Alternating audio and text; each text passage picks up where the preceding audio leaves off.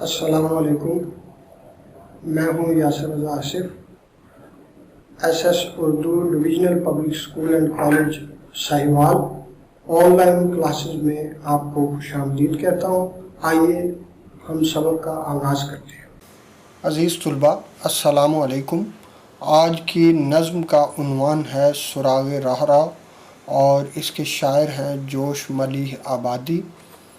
امتحانی لحاظ سے یہ حصہ نظم کی کیا اہمیت ہے، اس پر بات کرتے ہیں۔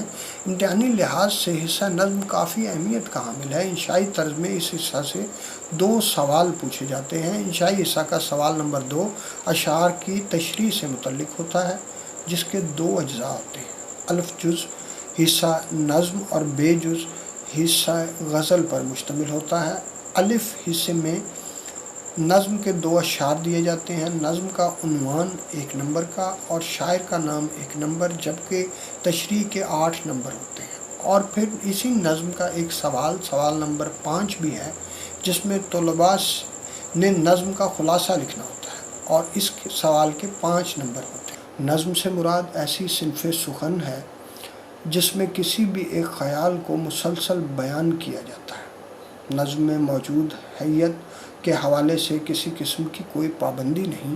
نظم کے لغوی معنی موتیوں کی لڑی کے ہیں۔ موتیوں کی لڑی میں برابر اجسام کے موتیوں کو ایک دھاگا باہم مربوط کیے ہوتا ہے۔ اسی طرح نظم میں بھی ہم وزن اشعار کو ایک خیال میں باندھ دیا جاتا ہے۔ نظم کا دوسرا مفہوم خیالات کا منظم اظہار ہے۔ نظم کا متضاد لفظ نثر ہے، جس سے مراد خیالات کا منتشر اظہار ہے۔ نظم اور نثر میں فرق یہ ہے کہ نظم ایک موضوع سے متعلق باقاعدہ لے، سر اور آہنگ رکھتی ہے، جس سے نثر محروم ہے۔ شکل اور موضوع کے اعتبار سے اردو نظم کی متعدد قسمیں ہیں۔ گویا ہر نظم ایک ہی وضع اور شکل و شباہت کی نہیں ہوتی، بلکہ اس کی ظاہری حیثیت اور باطنی افکار سے اندازہ ہوتا ہے کہ وہ کس نوع کی نظم ہے اور اسے کس نام سے پکارا جانا چاہیے۔ حمد، نعت، منقبت، مثنوی، قصیدہ، پابند نظم، آزاد نظم، مسدس، مخمس اور رباعی نظم کی متعدد قسمیں ہیں۔ جوش ملیح آبادی کا تعارف دیکھتے ہیں۔ جوش ملیح آبادی 1896 میں ہندوستان کے ریاست اودھ کے شہر ملیح آباد میں پیدا ہوئے۔ جوش کے والد اور دادا دونوں شاعر تھے۔ ابتدا میں عزیز لکھنوی سے اصلاح رہتے رہے، لیکن جلد ہی فن میں طاق ہو کر اپنے پیروں پر کھڑے ہو گئے۔ جوش نے اردو اور فارسی کی ابتدائی کتابیں گھر پر پڑھیں اور انگریزی تعلیم سیتاپور کے اسکول سے حاصل کی۔ Jubilee school Lucknow, Saint Peter's college Agra اور علی گڑھ کالج میں بھی زیر تعلیم رہے، تاہم لاابالی طبیعت کی وجہ سے سینئر کیمبرج سے آگے نہ بڑھ سکے۔ جوش ایک قادر الکلام شاعر تھے۔ رومانویت اور اشتراکیت ان کی شاعری کی نمایاں جہتیں ہیں۔ ترقی پسند تحریک سے وابستہ رہنے کی وجہ سے انہیں شاعر انقلاب بھی کہا جاتا ہے۔ روح ادب، سموم و صبا، شعلہ و شبنم، جذبات فطرت، عرش و فرش، شاعر کی راتیں اور نقش و نگار ان کے مجموعہ ہائے کلام ہیں۔ یادوں کی بہارات کے نام سے ان کی آپ بیتی بھی چھپ چکی ہے۔ جہاں زمیں پر رگڑ کا نشاں ہویدا ہے، جہاں زمیں پر رگڑ کا نشاں ہویدا ہے، دلیل اس کی ہے سانپ اس طرف سے گزرا ہے۔ ہویدا ظاہر، دلیل نشانی۔ زمین پر رگڑ کے نشان سے ظاہر ہو رہا ہے کہ سانپ گزر کر گیا ہے۔ شعر کی تشریح کچھ یوں ہوگی کہ زندگی حرکت سے عبارت ہے، حرکت کے بغیر زندگی کا وجود نہیں اور کوئی شخص کاوش کے بغیر منزل تک نہیں پہنچ سکتا۔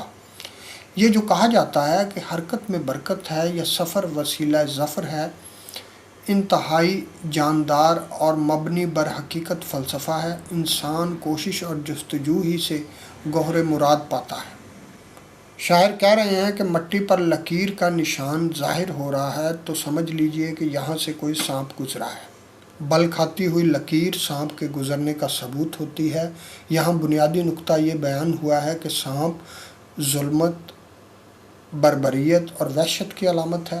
شاعر نے اس مکروہ جانور کا حوالہ دے کر یہ سمجھانے کی کوشش کی ہے کہ جب ظلم اور خوف کا پیکر سانپ اپنے پیچھے نشان اور آثار چھوڑ جاتا ہے تو کسی نیک باصفا اور صالح شخص کے مبارک قدموں کے نشان کیوں نہ موجود رہتے ہوں گے۔ ہر راہرو اپنے آثار ضرور چھوڑتا ہے۔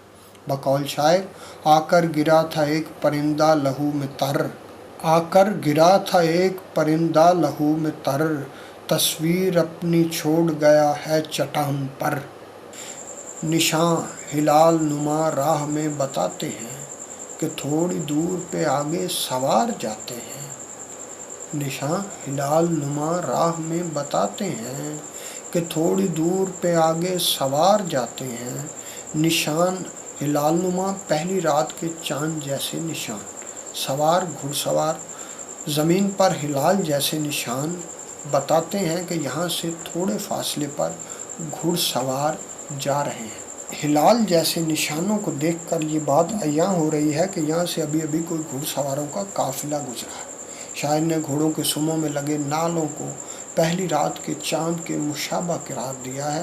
نال کی شکل واقعی ہی ہلال کی طرح ہوتی ہے۔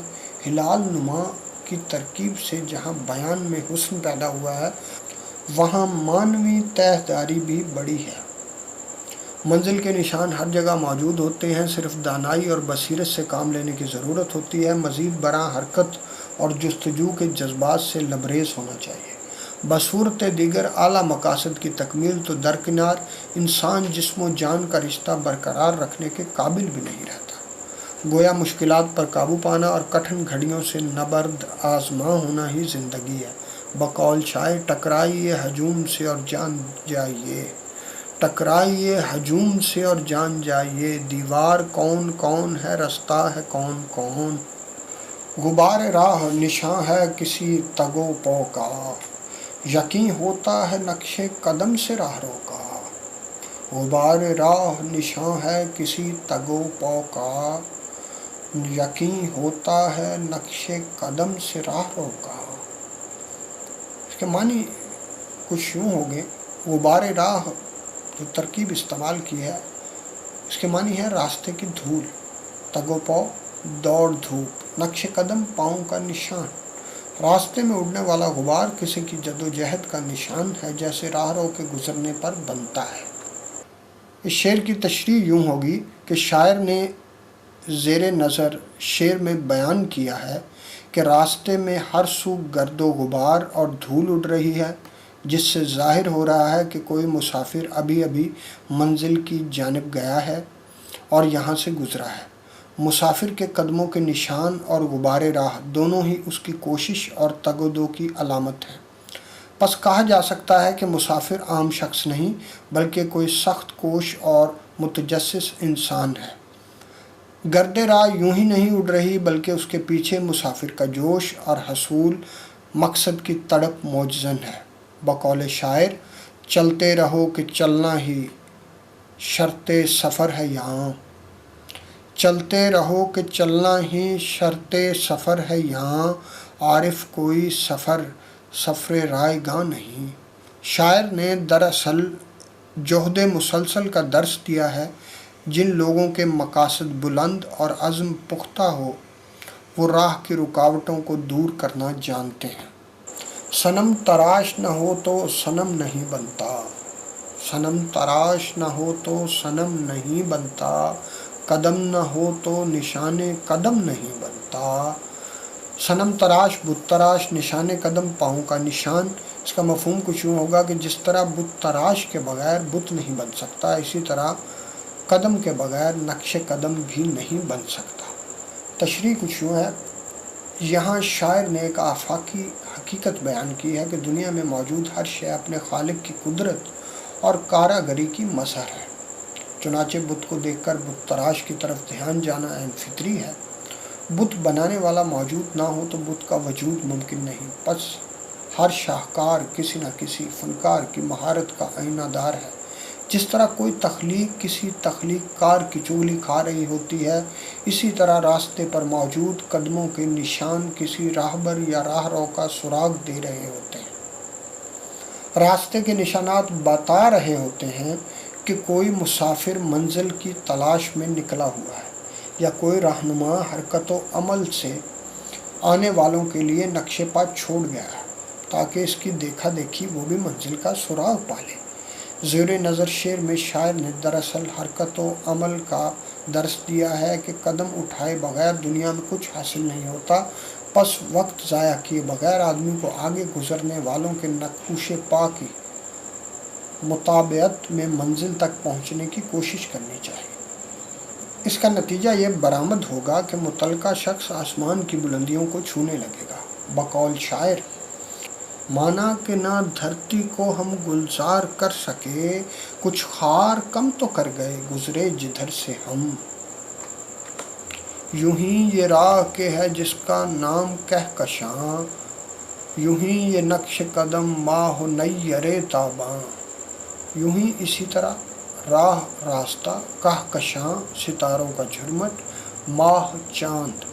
اس کا مفہوم یوں ہوگا کہ یہ راستہ جسے کہکشاں کہتے ہیں چاند اور سورج کے قدموں کے نشان ہیں۔ زیر نظر شعر میں شاعر نے اپنے نقطہ نظر کو مزید واضح کیا ہے کہ انسان نے کائنات کو تسخیر کرتے ہوئے نہ صرف روئے زمین پر اپنے آثار چھوڑے ہیں بلکہ آسمان کی بلندیوں میں بھی کہکشاں کی صورت اپنے نقوش پا ثبت کیے ہیں۔ یہاں کہکشاں کی مثال بڑی معنی خیز ہے کہ رات کے وقت کہکشاں راستے میں قدموں کے نشانوں کی چغلی کھا رہی ہوتی ہے۔ اسے دیکھ کر یوں محسوس ہوتا ہے آسمان سے بھی کوئی گزر گیا ہے۔ اس کے نقوش پا زمین پر تو پڑے ہی تھے، آسمان بھی ان کی زد سے محفوظ نہیں رہا۔ پھر شاعر نے کہکشاں ہی پر اکتفا نہیں کیا بلکہ حسن و خوبصورتی کے مرقع چاند اور دمکتے سورج کو بھی انسانی دسترس میں لے آیا ہے۔ مطلب یہ کہ انسان کائنات کا مرکز و محور ہے اور اس کے سامنے فطرت کے بڑے بڑے استعارے ماند اور ہیچ ہیں۔ سورج، چاند اور ستارے سبھی اس کے مطیع اور فرما بردار ہیں اور اس کے ادنا اشارے کے محتاج ہیں۔ بقول شاعر: مانا کہ نہ دھرتی کو ہم گلزار کر سکے، کچھ خار کم تو کر گئے گزرے جدھر سے ہم۔ یوں ہی یہ گرد سر راہ خوشنما تارے، یوں ہی یہ گرد سر راہ خوشنما تارے، رواں ہیں جن کی جبینوں سے حسن کے دھارے۔ حل لغت: حسن کے دھارے، حسن کی موجیں، خوشنما خوبصورت۔ اس کا مفہوم کچھ یوں ہوگا کہ ستارے جو راہ کی گرد ہیں ان کی پیشانیاں حسن کے دھارے ہیں، یعنی ان کی پیشانیوں سے حسن کے دھارے پھوٹ رہے ہیں۔ گزشتہ شعر میں آسمان پر موجود چاند، ستاروں اور سورج کو نشان راہ بتایا گیا ہے، جبکہ یہاں آسمان پر موجود خوبصورت ستاروں کو راستوں کی دھول کہا گیا ہے۔ سرزمین فلک پر چمکتے ہوئے ستارے انتہائی فاصلے پر ہونے کے سبب چونکہ بہت مدھم دکھائی دیتے ہیں، لہٰذا ان پر گرد و غبار اور راستے کی دھول ہونے کا گمان ہوتا ہے۔ فاصلہ زیادہ ہونے کی بنا پر یہ گرد و غبار کی طرح محسوس ہوتے ہیں، تاہم ان سے نکلنے والی چمک اور روشنی بھلی لگتی ہے اور حسین چہروں سے نور بہنے کا تاثر چھوڑتی ہے۔ گویا جس طرح خوبصورت اور حسین چہروں کی چمک اپنی طرف متوجہ کرتی ہے، بالکل اسی طرح خوبصورت ستارے جو کسی گرد ہستی کے نقوش پا ہیں ہماری رہنمائی کرتے ہیں اور اپنے راہ رو کا سراغ دیتے ہیں۔ بقول شاعر: پرے چرخ نیلی فام سے ہے منزل مسلماں کی، ستارے جس کی گرد راہ ہوں وہ کارواں تو ہے۔ زمیں کا نور ہے اور آسماں کی زینت ہے، زمیں کا نور ہے اور آسماں کی زینت ہے، کسی کی شوخی رفتار کی علامت ہے۔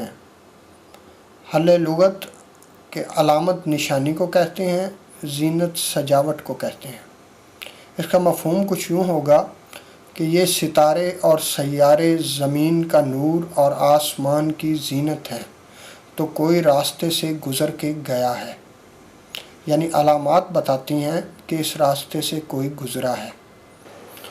سورج، چاند، ستارے اور سیارے آسمان کا حسن اور خوبصورتی ہیں، ان کی بدولت زمین پر روشنی اور آسمان پر چمک ہے۔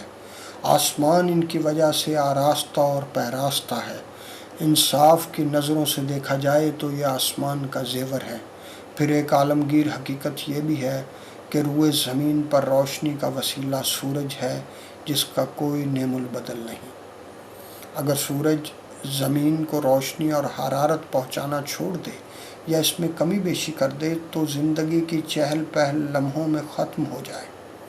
حقیقت یہ بھی ہے کہ انسان کائنات کا مرکز و محور ہے، اور کائنات کے جملہ مظاہر خوفناک حد تک مہیب اور ڈراؤنے ہونے یا چکا چوند روشنی بکھیرنے کے باوجود انسان کی جوتیوں کا صدقہ ہے۔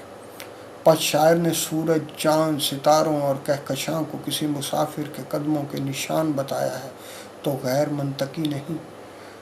ان کے مطابق جب کوئی بلند تر مقام پر مٹنے والا شخص تیزی سے عازم سفر ہوتا ہے تو اس کے آثار فلک پر آشکار ہو جاتے ہیں، گویا زمین و آسمان کے سارے نشانات دنیا کی عظیم ہستیوں کے نقوش پا ہیں۔ مذکورہ خیالات کے اظہار سے شاعر نے دراصل انسانوں کو انسانیت کی معراج تک پہنچنے کا درس دیا ہے۔ ان کے خیال میں بلند و بالا مقاصد کے حصول کے لیے اسی پائے کی حرکت اور جستجو کی ضرورت ہے۔ پس حرکت و عمل سے آراستہ راہرو کے قدم جہاں لگ جاتے ہیں وہ جگہ سراغ راہرو ہو کر نشان منزل بن جاتی ہے۔ تو جہاں ناز سے قدم رکھتے وہ زمیں آسماں ہے پیارے، تو جہاں ناز سے قدم رکھتے وہ زمیں آسماں ہے پیارے۔ اس کا خلاصہ کچھ یوں ہے، جس طرح سانپ کے گزرنے سے زمین پر لکیریں سی پڑ جاتی ہیں، اسی طرح کسی قافلے کے گھوڑوں کے سموں کے نشان باقی رہ جاتے ہیں۔ راستے کا غبار قافلے کی تگ و دو کی علامت ہے تو قدموں کے نشان پیدل چلنے والوں کی گواہی دیتے ہیں۔ اسے یوں بھی کہا جا سکتا ہے کہ بت تراش کے بغیر بت کا تصور محال ہے، اور قدم کے بغیر نقش قدم ممکن نہیں۔ ستارے جو زمین کا نور اور آسمان کی زینت ہیں، یہ بھی کسی کی خوبصورت چال کی عکاسی کر رہے ہیں۔ عزیز طلباء، یہ آج کا اردو کا لیکچر تھا اور اختتام پذیر ہوا۔ خدا حافظ، خوش رہیں۔